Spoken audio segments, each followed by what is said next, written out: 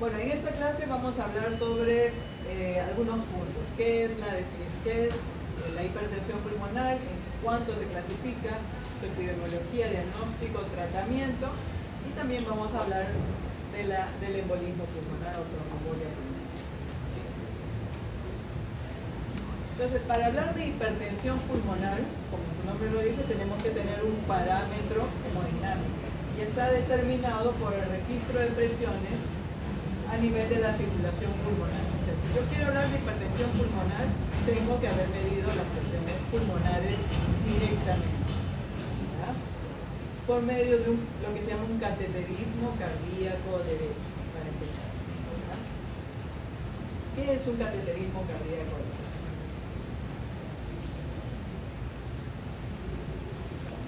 Muy bien. Acá tenemos una imagen del corazón, aurícula derecha, ventrículo izquierdo, aurícula izquierda. Acá vemos las venas cava superior, aurícula derecha, ventrículo derecho, arteria pulmonar.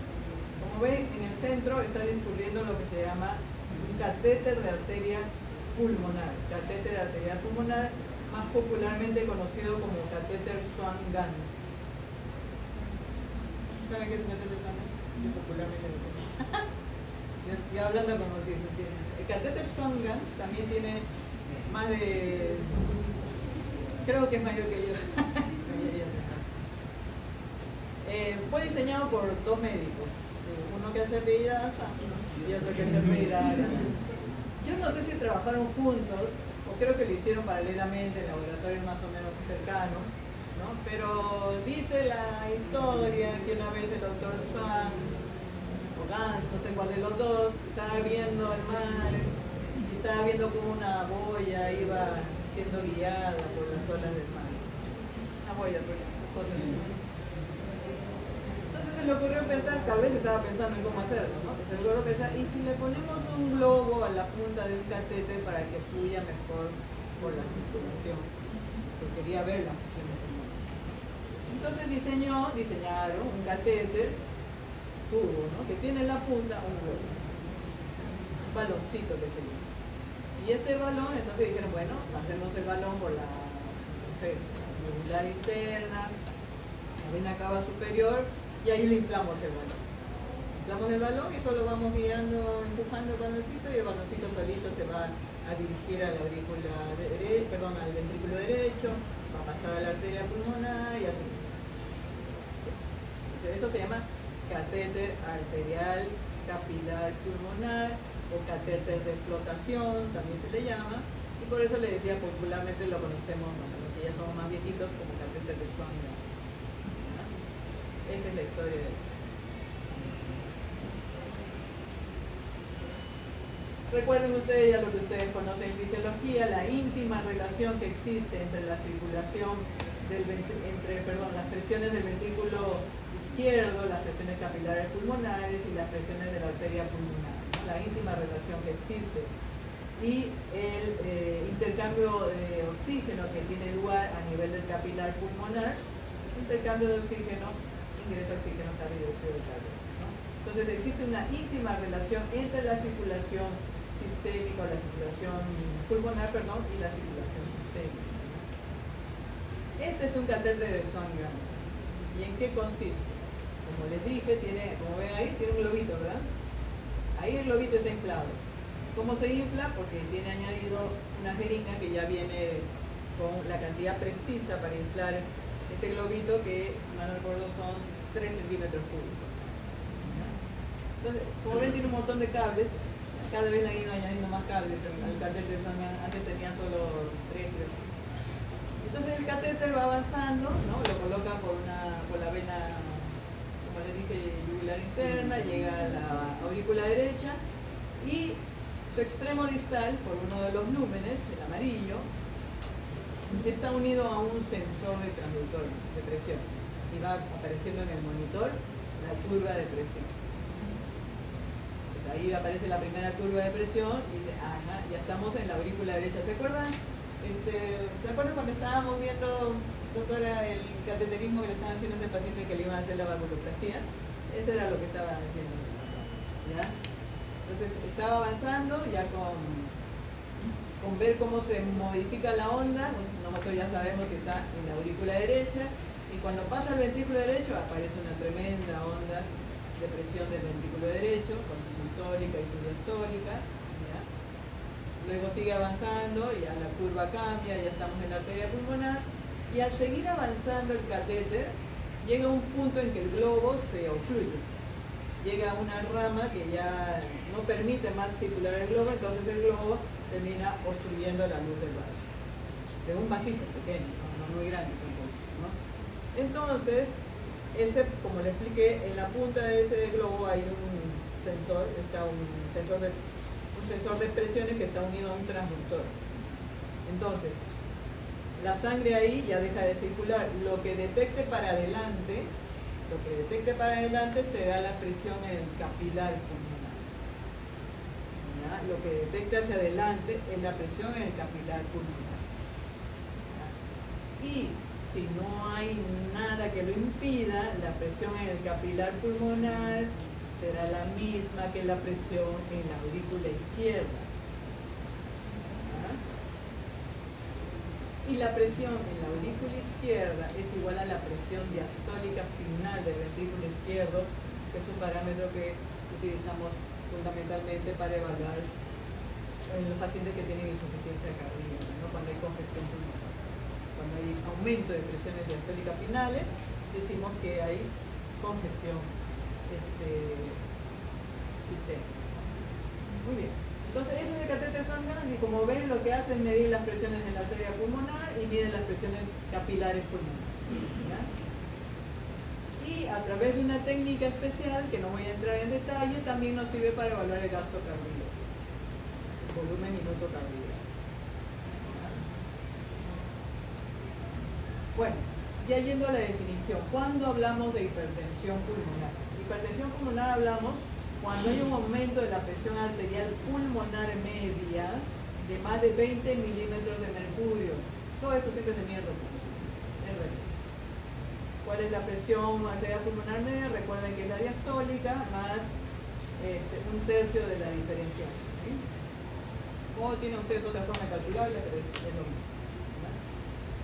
Pero es esencial incluir los valores de la resistencia vascular pulmonar, y de la presión capilar pulmonar para clasificar la hipertensión pulmonar. Y ahorita vamos a ver a qué se refiere con esto. Se dice que la resistencia vascular pulmonar, el límite superior de lo normal es hasta 2 unidades Wood.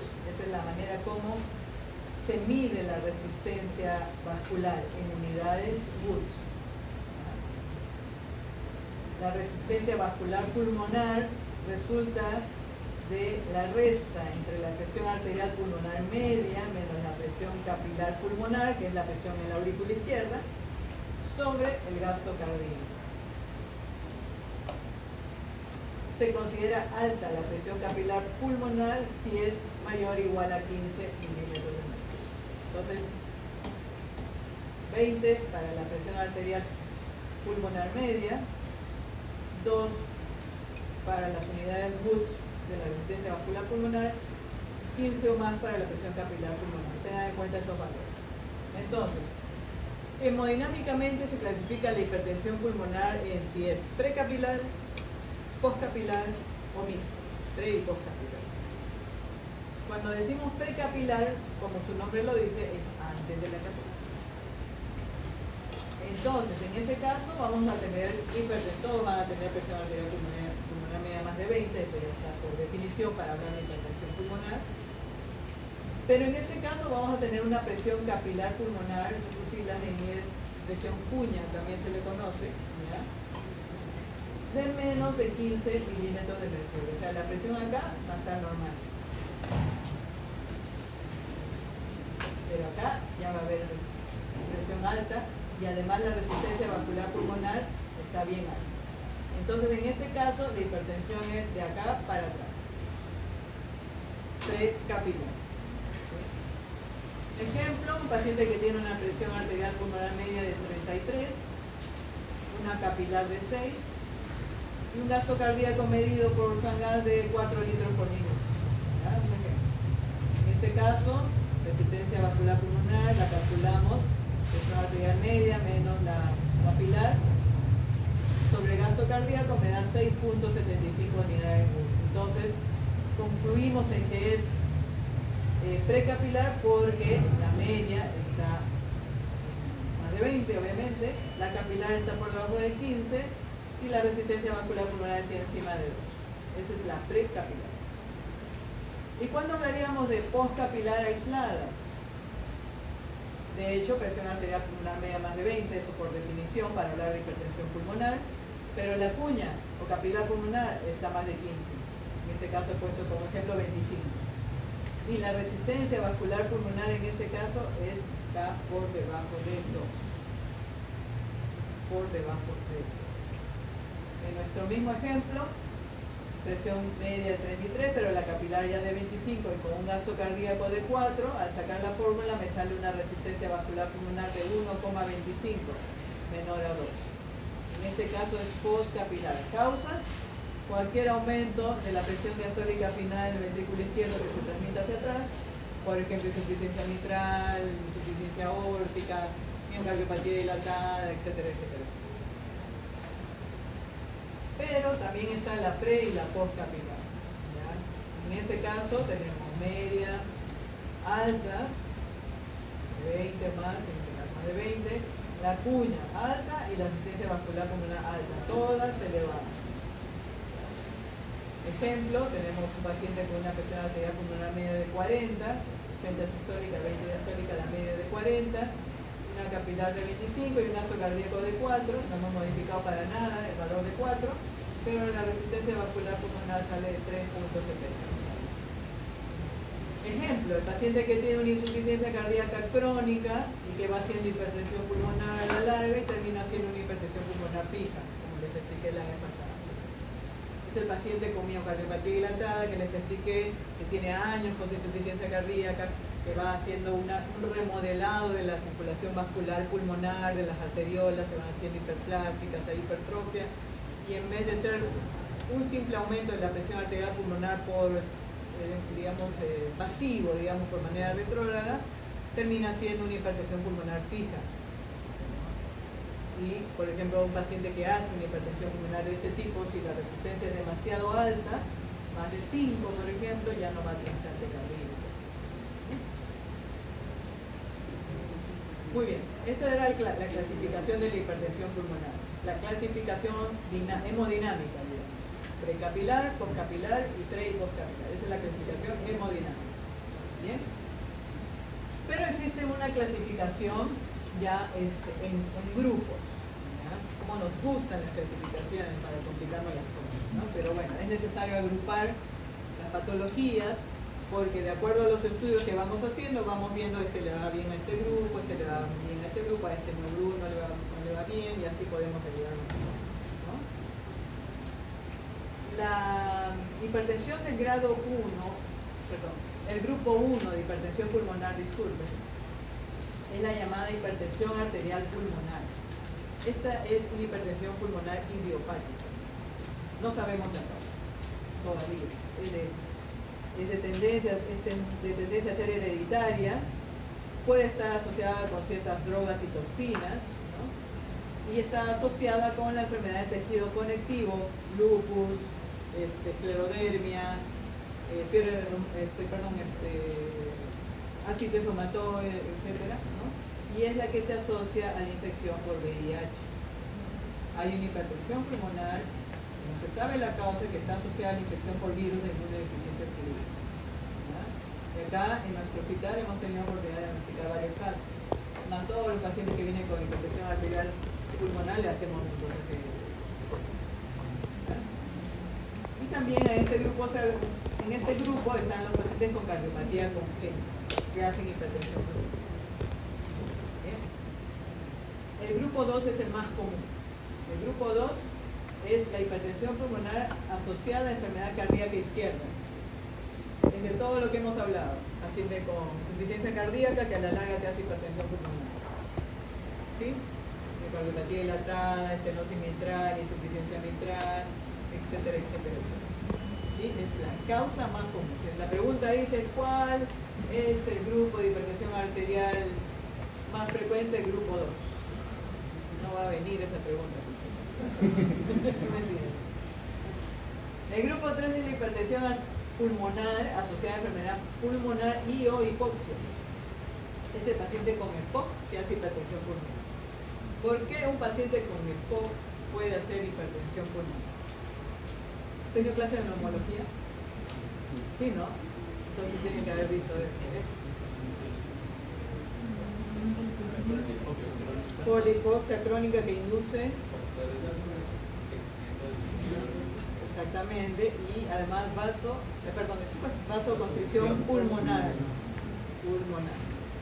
¿No? Entonces, efectivamente, no es solo un fenómeno dinámico por vasoconstricción, sino que también a la larga hay un fenómeno físico, una hiperplasia, un crecimiento de la íntima, de los arteriolas de pequeño calibre, con el tiempo lleva hipertensión pulmonar. Y esta hipertensión pulmonar puede dar lugar a lo que se llama POR pulmonar. ¿No? POR pulmonar, ¿sí? La hipoxia sin enfermedad pulmonar, la hipoxia de altura, se engloba dentro de este grupo. Hay pacientes que hacen por hipoxia crónica, los que viven mucha altura, hay pacientes, no todos. No, tendrían una población inmensa de pacientes con hipertensión pulmonar. Pero hay algunos que hacen. No se les encuentra otra causa más que el hecho de haber vivido en la altura. El grupo 4 es la hipertensión pulmonar asociada a obstrucciones arteriales pulmonares. Es el paciente que tiene una hipertensión pulmonar tromboembólica crónica. Es el paciente que hace una tromboembolia pulmonar aguda puede ser, o digamos envía émbolos de manera frecuente a la circulación pulmonar, a veces clínicamente evidentes, a veces no tan clínicamente evidentes, pero con el paso del tiempo termina obstruyendo un suficiente número de unidades vasculares pulmonares que terminan produciendo hipertensión pulmonar. Y el grupo 5 es el cajón desastre, donde está la hipertensión multifactorial, es decir, la que es causada por muchos factores. Su nombre lo dice. Y acá está la enfermedad renal crónica, como hemodiálisis, un grupo de pacientes hace hipertensión pulmonar, desórdenes metabólicos y o hematología. De fisiopatología no muy clara en realidad. Entonces, esta es la forma como se clasifica la hipertensión pulmonar. Grupo 5. En cuanto a la epidemiología, la prevalencia es de alrededor de 1% de la población mundial. La causa más común, ya les dije, es la enfermedad cardíaca izquierda, seguida de las enfermedades pulmonares, especialmente el EPOC. O sea, el grupo 2 es el primero en frecuencia y el grupo 3 es el que le sigue en frecuencia. Mayor prevalencia, mayores de 65 años, y en países en vías de desarrollo que hace 100 años creo que nos dicen lo mismo, considerar causas como HIV o la hipertensión pulmonar asociada a la altitud. Y como les digo, es raro, pero no tan raro. Muchas veces vemos al paciente que viene, por cierto, de altura, por qué razón les hacemos ecocardiografías, tienen logrado hipertensión. Interesante. Interesante que tiene insuficiencia tripulpida, se puede evaluar un poquito de hipertensión pulmonar.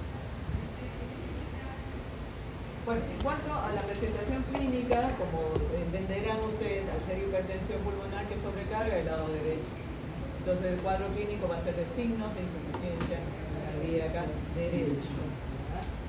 El síntoma cardinal es la línea de esfuerzo con deterioro progresivo de la clase funcional. Cada vez va empeorando.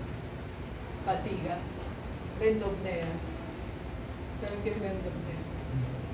¿No saben qué es? Uy, Dios mío. Cuando se inclina. ¿No saben?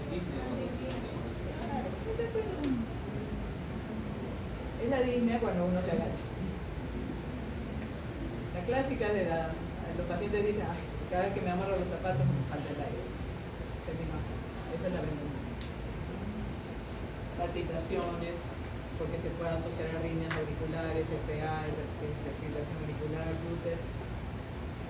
hemoptisis porque puede romper pequeños vasos y esto ir hacia la luz de un bronquio, distensión abdominal inducida por el ejercicio y náuseas, ¿verdad? Aumento de peso por retención de fluidos y síncope durante o poco después de algún esfuerzo físico, ¿verdad? El síncope de hecho es un criterio de alto riesgo, ahorita lo vamos a ver. En el electrocardiograma podemos ver signos de sobrecarga cardíaca derecha, desviación del eje a la derecha, arritmias, trastornos relacionados a enfermedad cardíaca izquierda pueden estar presentes, pero un electrocardiograma normal no descarta hipertensión pulmonar porque los electrocardiogramas tienen una sensibilidad baja para estas cosas. Acá, este es un electrocardiograma que tiene casi todos los criterios de sobrecarga del lado derecho. Vamos a ver, primero que está en ritmo sinusal y vean esto que se llama P pulmonar. Observen esta zona P bien alta, que mide más de 2,5 cuadraditos, en 2 sobre todo. ¿Observen? P pulmonar. Desviación del eje hacia la derecha, acá vemos en 1, es más negativo que positivo, así que el eje está un poco desviado a la derecha. Hipertrofia del ventrículo derecho con R sobre S más A1. En este caso tenemos en B1 tenemos un patrón QR. Si fuera un patrón RS, la R sería, la relación RS sería mayor a 1. Y si además hay una R de más de 5 milímetros en B1, como es este caso, es un criterio de hipertrofia ventricular derecha. También hay criterios así como el de Sokolov para evaluar si hay hipertrofia ventricular derecha. Y uno de ellos es también, en vez de sumar ¿se acuerdan de Sokolov cómo era? La onda S de B1 a la onda R de B5 o B6, este es al revés. En este caso sumamos en ventrículo derecho la R de B1 más la S de B5. Si más de 10 milímetros, criterio de hipertrofia ventricular derecha. También puede haber esto que se llama patrón de sobrecarga del BD, infranivel del ST o inversión en la onda T en B1 a B4. Y bloqueo de rama derecha completo o incompleto. En este caso tenemos un bloqueo de rama derecha sería incompleto porque el QRS no es ancho. Caracterizado por ondas S profundas y un patrón de onda R, en este caso sería un QR o sin QR. En este caso en D. El electro que tiene todas las características. La radiografía de tórax no mala nada en realidad. Puede ser una radiografía de tórax normal, en este caso podría tratarse un paciente con enfisema, por ejemplo, aunque no tiene visualización de las costillas, pero no se ve realmente gran alteración, pero sí un poco como que los campos pulmonares están un poco oligoémicos. Es un signo característico de la hipertensión pulmonar, ¿no? Como que se ve más oscuro de lo usual. Ahora, el diagnóstico ya hemos visto que se hace por cateterismo. La manera de ver si hay presión pulmonar alta o no es por cateterismo derecho, ¿ya? Pero es importante evaluar las causas que están originando la hipertensión pulmonar. Entonces, en ese caso requeriremos pruebas de función pulmonar, ¿no? Para evaluar si hay enfermedad pulmonar obstructiva o restrictiva crónica, ¿no? Y los análisis en sangre arterial también sumamente importantes. Nuevamente la ecocardiografía nos sirve muchísimo porque vemos patrones en los cuales las cavidades derechas son mayores que las izquierdas, el diámetro del ventrículo derecho basal es mayor en uno que el del ventrículo izquierdo, como desplaza el septum interventricular. Miren, la aurícula derecha bien dilatada. Este fenómeno que se llama imagen en D, porque el ventrículo izquierdo se ve como si fuera una D, porque el septum interventricular se desplaza hacia la izquierda, como si lo aplastara. Entonces, esta imagen en D del ventrículo izquierdo, característico de hipertensión pulmonar. Y otras medidas diagnósticas, tomografías de tórax sin contraste para el diagnóstico de patologías pulmonares, angiotomografía de arterias pulmonares para evaluar si hay tromboembolia pulmonar, y por último, como les dije, el cateterismo derecho, que es fundamental, ¿sí? También hay que evaluar la capacidad de hacer esfuerzo del paciente. Se les hace pruebas como el test de caminata de 6 minutos, como su nombre lo dice. Se le hace caminar al paciente una distancia, se le hace caminar, durante 6 minutos midiendo la distancia que van caminando, ¿ya? Midiendo la distancia. Y es importante, además de medir qué distancia camina, se evalúa la saturación y la frecuencia cardíaca. El paciente que tiene hipertensión pulmonar severa, primero que va a caminar poco, segundo que su saturación va a bajar. Es muy probablemente la presión, ¿ya? Por eso que hacen 5 en estos pacientes.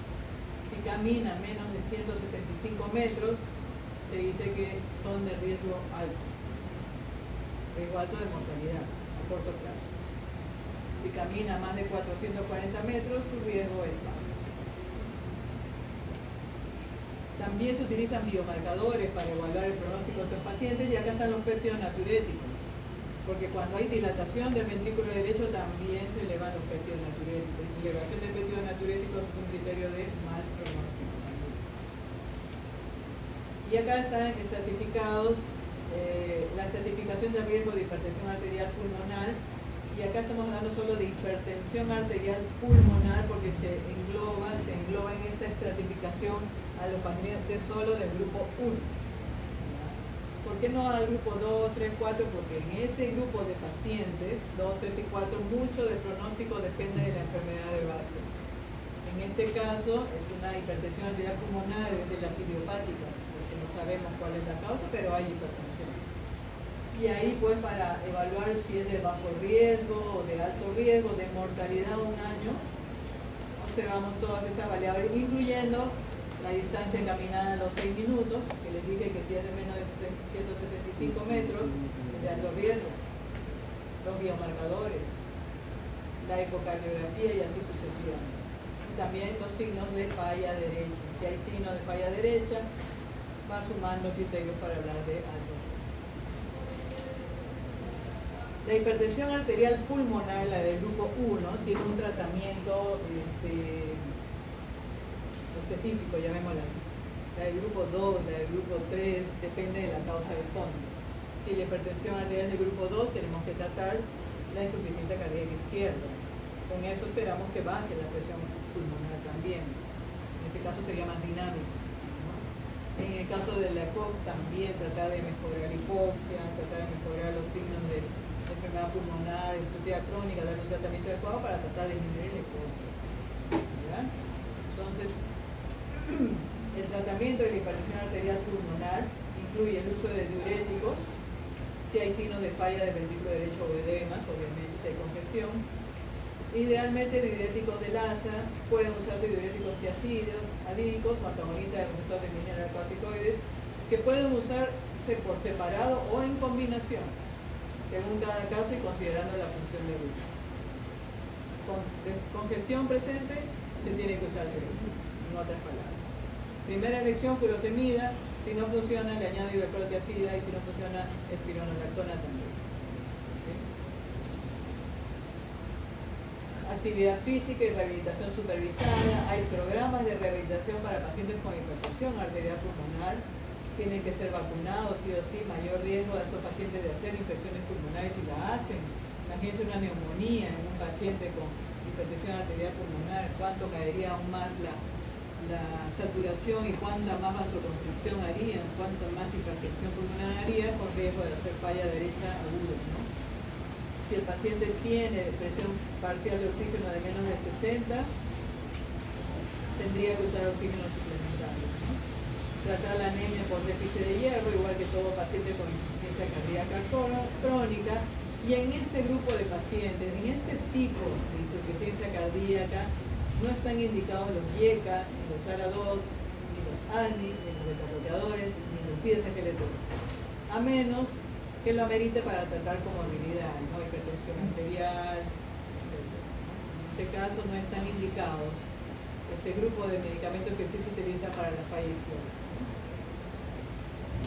Y ya hay terapias específicas para la hipertensión arterial pulmonar, o sea, la de grado 1, hablando de terapia específica. La terapia específica incluye, primero, bloqueantes de los canales de calcio, que son vasodilatadores. Y nifedipino, amlodipino y diltiazem estarían indicados para pacientes con respuesta positiva a los test de vasoreactividad pulmonar. ¿Qué quiere decir eso?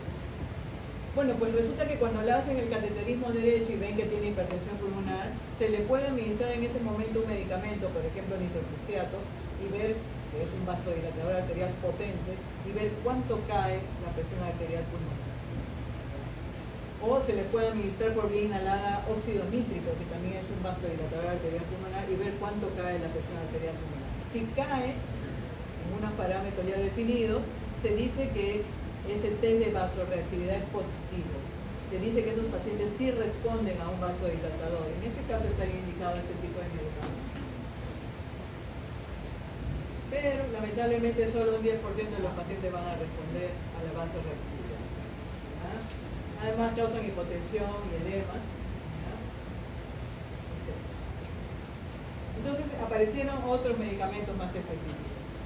Y acá apareció los antagonistas del receptor de la endotelina.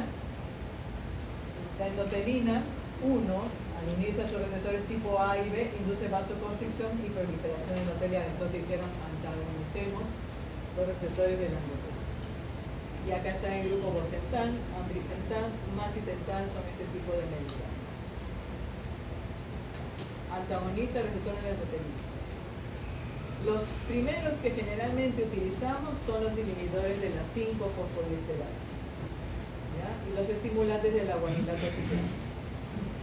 La 5-fosfodiesterasa, abundante en la circulación pulmonar, degrada el GMP cíclico, ¿no? Y es el segundo mensajero que da lugar a vasodilatación. Entonces lo que hacemos es inhibir a la 5-fosfodiesterasa para que aumente la concentración de GMP cíclico y dé lugar a vasodilatación.